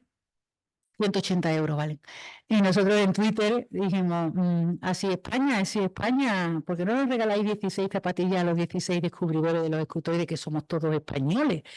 Y no nos contestaron, claro. Y luego dijimos, bueno, para el jefe, y tampoco nos contestaron. Y no nos la hemos comprado, nosotros no corremos. En fin, hay de todo, pero una de las cosas en aquel boom y con esto quiero terminar, de cosas que salieron de los escutoides, que fue como una locura, ¿no? Claro, es que era agosto. sea, que vino agosto, ¿sabes? El desierto. Salimos, bueno, en la Fox, dejaron de hablar un ratito de Trump para hablar de nosotros. En todo, en la BBC, en todas las cadenas, en el show ¿cómo se llama este hombre? Stephen Colbert, que tiene el late show estadounidense más potente, ahí estaban haciendo chistes con nuestros escritores. O sea, fue una locura, pero no salimos en Canal Sur. En dos universidades, no somos todos andaluces, pero sí que son en dos universidades andaluzas, las dos universidades públicas que hay en Sevilla, la Universidad de Sevilla, la Pablo de la Vía. No salimos en Canal Sur, ni por supuesto en Televisión Española. Ya salimos en Canal Sur al final porque se montó en las redes, se montó una bronca contra Canal Sur diciendo, pero si son dos universidades de Sevilla las que han sacado esto, podéis sacarlo. Y entonces a finales de agosto nos hicieron hacer el paripé de ir sacando de nuestro sitio de vacaciones, que lo hicimos por la ciencia, porque todo eso luego te cuenta para los proyectos, es que eso es así, es que todo así, todo. Pues hicimos el paripé de que estábamos allí con las moscas, o sea, pero que no, en todo el mundo, menos, porque lo del profeta en su casa, menos en Andalucía o en España, porque no somos todos andaluces, hay gente de Valencia, gente de Madrid y tal. Y bueno, en esa viñeta que la hizo Raquel, que es la ilustradora con la que yo hago los cuentos y tal, hizo esta viñeta, me parece muy bonita, porque ella lo que quería representar es, bueno, la biología y la matemática eran dos áreas, bueno, o había un biólogo y una matemática que no se conocían, que estaban muy cerquita, un día se vieron, se juntaron, hicieron algo chulo, que es el abrazo escutoide, el abrazo del escutoide, como le llamamos nosotros. Y que a mí me gusta también verlo como, bueno, pues un poco también como un abrazo entre la investigación y la divulgación, porque yo estaba haciendo mucha investigación sobre el diagrama de Voronoi, nunca sabía para qué sirve, tampoco me importaba, porque yo lo hago por vicio, a mí es que me gusta, ¿no? Las matemáticas no necesito que sirvan para nada. Pero gracias a que un día hice divulgación, pues me dio un biólogo y entonces hicimos algo muy bonito. Y es un poco lo que una parte de la divulgación, que cuando hablamos de divulgación decimos, bueno, pues para contarle a la gente lo que hacemos, y eso es muy guay, ver que la gente disfruta con las matemáticas, eso es muy guay, porque hablábamos antes, ¿no? Que me da mucha pena que mucha gente se pierda el gusto de las matemáticas, es como no haber visto nunca un cuadro, o sea, no haber disfrutado de un razonamiento matemático es tan triste como no haber visto nunca un cuadro, no haber escuchado una música o unas amapolas en el campo, ¿no? O sea, es tan bonita la matemática que cuando hacemos divulgación lo que creeremos es eso que decía el libro que no me acuerdo del autor, decía que era un chino que cuando veía que los extranjeros pedían comida no china, decía, se están perdiendo la comida china, ¿no? Él decía, eso un poco pasa con las matemáticas, ¿no? Pues eso. Pero aparte tiene esta vertiente que es, cuando hacemos divulgación, pues también nos ponemos en un escaparate para que otros compañeros sepan que estamos ahí, otros compañeros de otras áreas, podemos hacer divulgación. Y nada, ya que termino, es con una frase que es de un amigo, Enrique Fernández Borja. Bueno, es una frase que me gusta mucho porque cuando hablamos de ciencia, ahora que vienen los días de la chica en la ciencia, la mujer en la ciencia, Marie Curie, todo el rato Marie Curie, que con todo su mérito, que era una diosa, o Albert Einstein o tal, entonces todos esos modelos están muy bien, porque evidentemente han hecho mucho por nuestro universo, pero son modelos que ya no hacen falta, en el sentido de que ya la gente que hacemos ciencia no somos muy gustos, lo que somos mucho, ¿no? O sea, que para dedicarse a la ciencia no hay que ser ni Marie Curie, ni Sophie Germain, ni Albert Einstein, ni Isaac Newton. Hay que ser gente normalita como yo, que no soy especialmente lista, pero que nos gusta mucho lo que hacemos, que trabajamos mucho y que nos juntamos con gente que sabe más que nosotros de otros temas, ¿no? Y por eso esta frase me gusta mucho de Enrique Fernández Borja, que la ciencia ya no lo hacen los gigantes o no se construyen hombres gigantes, sino lo hacen montañitas de enanos que se reúnen. Y bueno, bueno, aquí lo que pasa que muchas veces, esto es un poco lo que ya el último, de verdad, que me gusta decir muchas veces, sobre todo, no en este país, en muchos países, pero en nuestro país somos muy cerriles, esto es biología, esto es matemáticas, esto es letras, esto es ciencia, y nos encanta encajonar y meter las cosas en caja, decir, en separar, y no, yo creo que ya cada vez tendremos más a entender que el conocimiento no se guarda en cajonera, sino que es un vestidor. Tú entras y vas pillando lo que necesitas de cada área de conocimiento, con la ventaja de que las matemáticas te van a quedar bien con todo lo que te ponga. Y ahora sí, ya he terminado. Esta diapositiva me gusta mucho porque la hizo Raquel. Ay, y resume un poco todo lo que he contado. Bueno, ella es Mati, que es el personaje de mi blog. Esta es la camiseta somos todos escutoides. Luego, si os fijáis en el fondo, están las moscas de la fruta y los peces cebra, que son los primeros animales en los que vimos escutoides, y hay un escudo de Herbeti. ¿Y por qué hay un escudo de Herbeti? Pues en homenaje a Luisma Escudero, que siempre se presenta y así, pero hola, soy Luisma Escudero, soy de Herbeti y biólogo celular. Así que, como es un poco el artífice de todo esto, pues un pequeño homenaje. Pues muchas gracias. Gracias.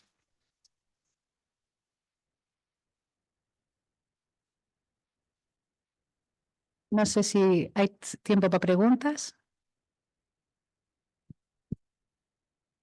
No tanto. Hemos conseguido pesar de la técnica.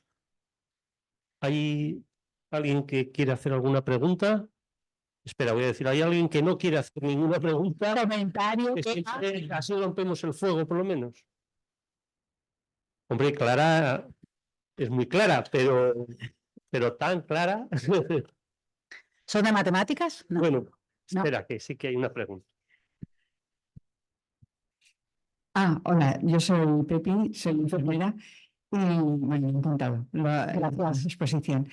Y igual lo has dicho, pero igual se me ha pasado. ¿Todas las células, todos los escutoides son pentágonos y hexágonos? No. Muy buena pregunta. De hecho, los escutoides así casi no existen. A ver, me Vale. explico. Esto, ni así. Estos son muy como idealizados, ¿no? Como esto decimos que esto es para el merchant, ¿no? El merchandising. Los escutoides de lo que más no es que no existan, sino que estos están ya idealizados. Los escutoides de verdad, o sea, por ejemplo, en la mosca de la fruta, en el cilindro, son así. ¿Vale? Esto es ya un modelo de verdad. Así es que son unos escutoides reales de la mosca de la fruta. Esto sería lo que os he contado antes. Bueno, lo voy a poner en grande. No. A ver, es que me da miedo volver atrás, no vaya a ser que se quede cargado. Lo de dentro, aquí. Esto sería el cubo, lo de dentro, cuando he dicho el papel higiénico, y entonces esta es la pinta que tiene un escutoide. Como veis, no se parecen nada esto es cuando lo vamos quitando, y esta es la forma que hemos idealizado en esta. Pero evidentemente no tienen por qué ser pentágono y hexágono, pueden ser otras figuras. Los que más aparecen en cualquier tejido, o sea, en cualquier competencia, zona de Brunoy, Leal y todo, son pentágono y hexágono, pero hay más. Y no tienen por qué ser distintas, ¿eh?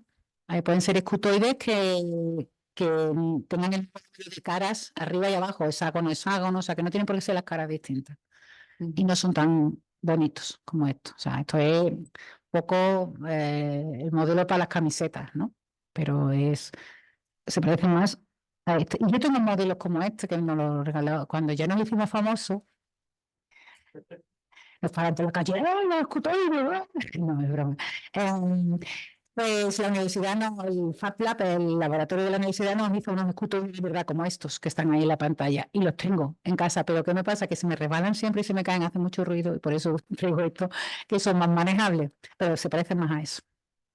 Son más raros, son más raros de lo que están en esta forma. Y no siempre hay escutoides, ¿eh? Cuando tejidos muy planos son prismas y tal. De hecho, ahora lo que estamos mirando es el porcentaje de escutoides que hay en los tejidos. O sea, cuando aparecen. Porque el porcentaje de escutoides también va a ser también está siendo un patrón, en el sentido de, pues tiene tantos escutoides, ¿no? Un porcentaje así de un tejido tal, tiene un porcentaje, tiene que tener un 30% de escutoides. Y si tiene más escutoides de la cuenta, menos escutoides de la cuenta, también puede ser aquí está pasando algo, alguna célula está jugando sucio, que normalmente son tumores. Pero nosotros no diagnosticamos, ¿eh? Nosotros decimos. No. Muchas gracias. Y luego también lo que están, no nosotros, pero nosotros hacemos ciencia básica, pero básica, lo están estudiando para detección de enfermedades celulares, y también ¿cómo se dice? Para la impresión en 3D de órganos. Si quiere crear tejido, bueno, hay en Granada, no me recuerdo del nombre porque lo que tengo que buscar, pero, en Granada tenemos un investigador que hace piel. No me acuerdo del nombre, lo siento, pero uno de los más grandes del mundo que está haciendo piel, ¿no? Para quemados y tal, pues si igual que hace piel, hace epitelio, si lo hace lo más parecido posible a la realidad, o sea, usando escutoides, pues será más fácil de asimilar y tal. Pero nosotros ahí sí que no entramos, ¿eh? Eso sí que es ciencia aplicada, no tenemos ni idea. Bien. una pregunta. Yo es que soy de tu gremio y entonces la pregunta que te voy a hacer para mí no tiene sentido, pero nunca sé muy bien cuando la gente joven tiene que decidir o elegir su futuro, su profesión, ¿cómo les motivarías para que eligiesen matemáticas? O... Bueno, matemática ahora mismo no, Bueno, ahora no hace falta motivarles. bueno, las niñas. A las niñas ahora, sí. Es que eso es muy curioso, lo de las niñas, las chicas en matemáticas. Hombre, ahora mismo matemática está de moda. Y eso está bien y está mal. O sea, está bien, ¿no? Bueno, está bien. A ver. Uf, es que no me quiero enrollar, que eso no me toca. Pero en matemática ahora mismo no tiene problema. De hecho, el problema que tiene es que tiene demasiada demanda. Y tiene demasiada demanda porque se han puesto de moda, porque tienen trabajos con mucho dinero, con mucho prestigio social, muy competitivos. Claro, ahora las empresas pues todos se pelean y se matan por los matemáticos. Eso es un problema en el sentido de que, claro, ya los que estudian, las personas que están estudiando matemáticas ya no quieren ser docentes, porque ganan menos, tienen que aguantar a los padres, a los niños también, de vez en cuando, y tiene menos prestigio, porque en este país no se le da prestigio a la profesión de profesor, ¿no? Cuando es la profesor, o sea, maestro de primaria es lo más importante que tenemos en este país, a ver porque son los que moldean el país, son los que moldean nuestra plastilina desde el principio, pero bueno, pero no lo tienen, ¿no? Entonces, eso es un problema por ahí y también un problema que estamos detectando, que supongo que también en Zaragoza, es que, claro, el efecto llamado de la carrera de matemáticas pues hace que mucha gente quiera estudiar matemáticas y que las notas de corte sean muy altas. Entonces están entrando en matemáticas muchos chicos y muchas chicas con muy buenas notas de instituto y de corte de selectividad, pero que a lo mejor no son los mejores en matemáticas. O sea, muchos estudiantes que son de Olimpiada y de Estelmar se están quedando fuera de las facultades de matemáticas porque son muy buenos para matemáticas, pero no para historia o francés. O sea, es un problema. ¿Cómo convencemos a las niñas que han dejado de estudiar matemáticas? Eso es una cosa que pasa siempre. Cada vez que una carrera empieza a ganar prestigio y dinero, las mujeres desaparecen. Pasó con la informática y está pasando con las matemáticas. O sea, hemos pasado de tener en el año 2000 casi 60% de mujeres, no el 60, pero casi al 30%. En cuanto ha empezado a ganar dinero en matemáticas, ¿cómo las convencemos? Pues yo la convenzo un poco o sea, cuando intentas explorar qué está pasando, por qué las chicas han dejado de venir a matemáticas, y eso es un fenómeno que estamos observando en toda la Facultad de Matemáticas de este país. Bueno, es que están ahí, eso es un dato, es como lo de los lunes. Miráis los datos del ministerio y hace la curva, ¡bum! Las chicas ya no van a matemáticas. En una mesa redonda que estamos hablando, decía un señor, que era un señor, dice, bueno, es que claro, como las notas de corte son tan altas, a lo mejor por eso ya no entran las chicas en matemáticas. Y yo dije, hola, perdona, las notas de corte más altas son de medicina. ¿Y sabes qué entra en medicina? Chicas. La copan casi todas las plazas de medicina, las copan las chicas. O sea que la nota de corte, por ahí no vamos. Entonces, tiene que ver un poco con la salida profesional. En nuestra escuela de informática, desde la Universidad de Sevilla, tenemos 4 titulaciones actualmente, que son computadores, software, tecnología y salud. Estas 3, que no son salud, que da igual cómo se llamen, no llegan al 17% de mujeres. Salud tiene un 52% de mujeres. La magia es la palabra salud, porque es informática. Es informática como una matemática que te muere para el tratamiento de la imagen, una física que te mueres. Y entonces yo ahora cuando doy charla digo, bueno, pues copio una frase que le escuché o un pensamiento que le escuché a Katalin Karikó, que es la que acaba de ganar el premio Nobel este año, el año pasado, que fue la diseñadora o la creadora de la técnica del ARN mensajero. Ella en una entrevista que le hicieron cuando ganó Princesa de Asturias, me dijo, bueno, yo he salvado la vida a millones de personas y no sé sus nombres. O sea, no los he visto. No, tú eres enfermera, ¿no? Tú conoces a tus pacientes y tal. Dice, yo he salvado vidas sin conocer a mis pacientes. O sea, un poco llamando a las chicas y a las chicas a la investigación. Se pueden salvar vidas sin necesidad de estar a pie del cañón, ¿no? Entonces, pues un poco eso. Ahora mismo las matemáticas pues son la herramienta más poderosa que hay para la salud. O sea, que ahora lo que está haciendo la inteligencia artificial son cosas que parecen, bueno, ya han desentrañado la estructura de las proteínas, que era una cosa con la que no contaba nadie, cosas que los humanos no podíamos hacer, o sea, que no lo podemos hacer porque no somos humanos, ¿no? Y la inteligencia artificial ahora mismo y el Big Data es la herramienta más poderosa que hay en el mundo para la salud. Para otras cosas también, y para hacer cosas chungas también. Pero para la salud, lo que están haciendo con la detección temprana, con el diseño de tratamiento, con superantibióticos, que ya los superantibióticos están diseñados por inteligencia artificial, y eso es un problemón, lo de las bacterias resistentes. O sea, según la OMS, después del cáncer viene la resistencia a antibióticos, y ahí las herramientas. Entonces, si es verdad, yo no sé si va un poco chantajista lo que hago, posiblemente, porque no soy perfecta, aunque lo parezca, no, es broma. Es decir, si alguien quiere dedicarse a salvar vidas, lo que tiene que hacer es estudiar matemáticas, porque ahora mismo es la herramienta más poderosa que hay para salvar vidas y para acabar con ellas también, ¿eh? Pero bueno, las herramientas no son buenas ni malas, son la gente, ¿no? Las que son buenos o malos, los que Muchas llevan en la furgoneta. Muchas gracias, magnífica respuesta. Pues nada, eso es lo que hago. Es un poco chantajista, pero no me vamos bien, ¿eh? Porque la gráfica sigue bajando. Pero bueno, difundí la palabra. Pues si no hay más preguntas, bueno, agradecer al Ahí hay las- otra chica que Sí. sí.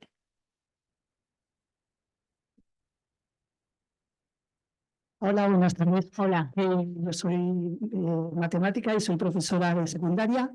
Pero ya una distinción, ¿no? Sí, aquí tiene 3. ¿Eso es matemática? Sí, sí. Y a ver, quería preguntarte en qué situación se encuentra ahora la investigación en España, sobre todo en la rama de matemáticas. Porque, claro, mucha gente estudia matemáticas, luego quiere investigar, pero vemos que es muy difícil, ¿no? ¿En qué situación se encuentra ahora? Pues bueno, depende. A ver, la investigación matemática en España es de mucho nivel. O sea, quiero decir que tenemos un instituto de matemáticas muy potente y muy poderoso. O sea, si medimos el nivel de matemática español es muy bueno comparado con todos los estándares que quiera. ¿Cómo está la carrera investigadora? Lo que tú me quieres preguntar. Muy mal. Y eso es otro problema. Es que el problema de las matemáticas es que nadie me hace caso, porque yo quiero que se hable, ¿no? Que sea una cuestión de Estado, ¿no? Porque es que va mucho en eso. El problema es que ya no hay, o sea, los alumnos que... Yo no doy clases en matemáticas, yo soy en matemática aplicada, doy ingenierías, pero lo que sí me cuentan mis compañeros que sí dan clases en la Facultad de Matemáticas es que hay estudiantes que se van con lágrimas en los ojos, pero que se van. Porque, claro, no han terminado todavía el máster y ya tienen ofertas de trabajar por 4.000 euros tal el primer día en su casa en pijama, teletrabajando. Y la otra opción que le damos nosotros pues es muy mala, no hay estabilidad, o sea, si eres una mujer, casi tienes que renunciar actualmente.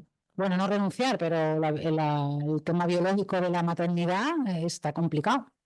O sea, es que, y encima le pagas muy poco, entonces el problema que tenemos ya es que cuando salen plazas en la universidad de pues institución y tal, es que nadie quiere cubrirlas. O sea que está muy mal. Que es una pena, pero porque es que la investigación es uno de los motores de un país, pero ¿quién va a querer investigar en matemática si te dan 4.000 euros por trabajar en pijama? O sea, Sí, no pasa nada. la educación está muy bien, pero no hay que comer. Sí, con la docencia pasa lo mismo. Ahora no hay profesores de matemáticas para cubrir plaza. Bueno, te he dicho el animal de extinción porque mis compañeros matemáticos, que son profesores de secundaria, después que me entro en matemático, entro en matemático a dar clases, y eso es un problema también, bueno, vosotros lo sabéis, ¿no? O sea, porque me dicen, no, que matemática la puede dar un físico sí, ¿eh? Ya está, ya está, ya está. Y yo te dices que un ingeniero informático da mucha matemática, y yo, pero verdad que se la he dado yo, que sé las matemáticas que sabe un ingeniero informático. O sea, que tú tengas aprobado álgebra, no sé qué, no sé cuánto, o sea, en el informático sabe más matemáticas menos que yo, pero que se cuenta con la dedo en la oreja, pero que es un problema. O sea, que como estaba contando antes a ellos, una vez que estuve coincidí un desayuno con Pilar Alegría, la ministra de Educación, que es de aquí, ¿no? De la tierra. Digo, lo que tenéis que hacer es pagarle más a los profesores de matemáticas de los institutos, y se rió y dice, ay, qué graciosa eres. Digo, no, soy andaluza, graciosa no, gracias mi acento, pero estoy hablando en serio, pagarle más a los profesores de matemáticas. Y me decía, ¿cómo le pago más a los de matemáticas a los de francés? Digo, pues que tú no tienes profesores de matemáticas. Y sí de francés, ¿no? O sea, que es un problema gordo. O sea, el éxito de las matemáticas es malo para las matemáticas. Porque si no tenemos matemáticos en los institutos, si no tenemos matemáticos, que bueno, ¿y quién va a dar la topología algebraica, por Dios? O sea, quiero decir que es que dicen, no, que matemáticas en el instituto no la da cualquiera, pero ya en la facultad todavía menos, ¿no? Y entonces, claro, si vas a la docencia, al nivel de docencia en matemáticas en los institutos, cada vez menos gente va a querer estudiar matemáticas, y los pocos que estudian matemáticas se van a ir a la empresa, o sea, que es un problema. Porque ahora, en 2019, creo que fue el último informe, que hace ya casi 5 años, pero es que esos informes cuestan mucho dinero y mucho trabajo, que es un informe que hizo la Red Estratégica de Matemáticas del impacto socioeconómico de las matemáticas en este país. Entonces, lo he decidido de memoria, pero creo que era el 10% del Producto Interior Bruto, venía ya hace 5 años, ahora estará más para arriba, de las profesiones directamente vinculadas directamente con las matemáticas. Directamente, los indirectos sumarían más. Y el 6% de los empleos era para gente con muchos conocimientos de matemáticas. Y eso cada vez va a subir más. O sea que cada vez vamos a necesitar más matemáticos. Y en 2019 al final, eso fue en abril, creo, el informe de impacto socioeconómico diciendo faltan matemáticos, ¿no? Pero en 2019, lo que pasa es que luego pasó lo que pasó, la Comunidad Europea lanzó un mensaje diciendo no hay matemáticos en Europa, en la comunidad, o sea, necesitamos matemáticas. Y ya el Reino Unido, Francia, pues hicieron medidas de presupuestarias, de dar más dinero, de tal. Pero eso, cuando no haya matemáticos, los vamos a contratar, ¿no? Sean si no son de España o de Francia o de Alemania, pues serán de Singapur o de Corea del Sur. Entonces, muy bien, no pasa nada, yo no tengo nada en contra de las migraciones, yo borraría la frontera, pero si vienen de Singapur, de China y de Corea del Sur a ocupar nuestros puestos de matemáticos o de la India, ¿nuestros niños de qué van a trabajar? ¿No? ¿Que estamos formando a nuestros niños para la exclusión laboral?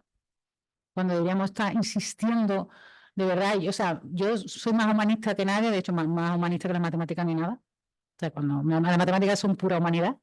De hecho, la inteligencia artificial, ¿qué es lo que más trabajo está costando? Demostrar teoremas.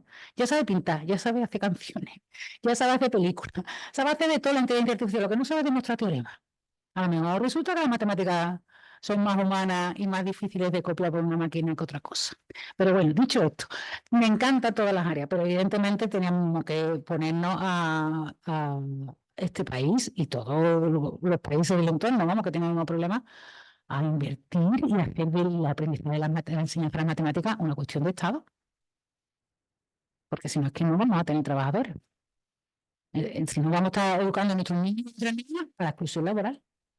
Porque los mejores trabajos tienen la gente, es que la inteligencia artificial no va a quitar trabajo. No, la inteligencia artificial no te va a quitar trabajo, pero alguien que sepa más matemáticas que tú sí. Porque vas a saber manejar a una inteligencia artificial. Pero nadie me hace caso.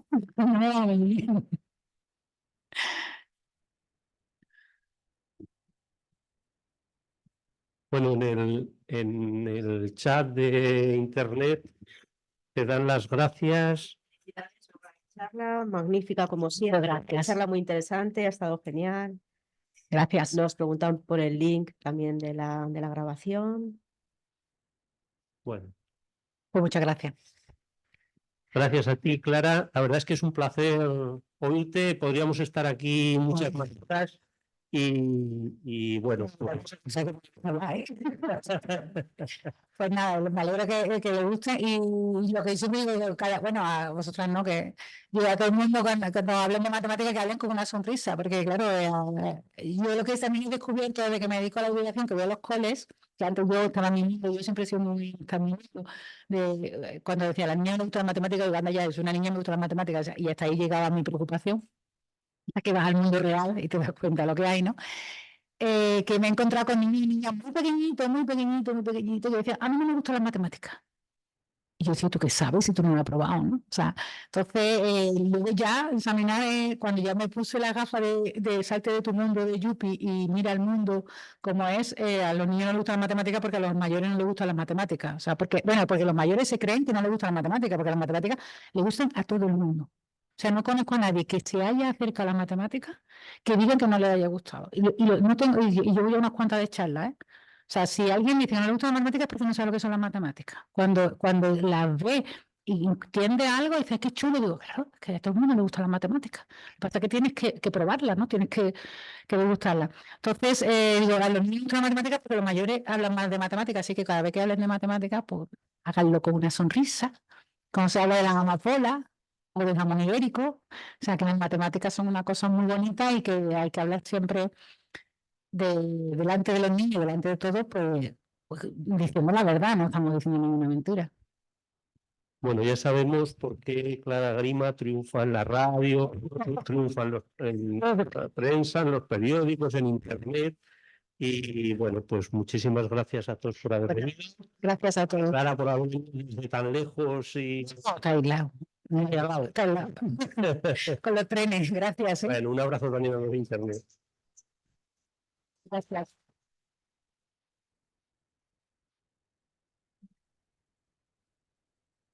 Se ha quedado colgado. Ah, no, perdón. Es que yo con los nervios. Hoy ha pasado todo, ¿eh? ¿De aquí? Sí, no sé si. No, que no me ha salido. Espera. Me ha puesto la llamada lo primero. Ya está.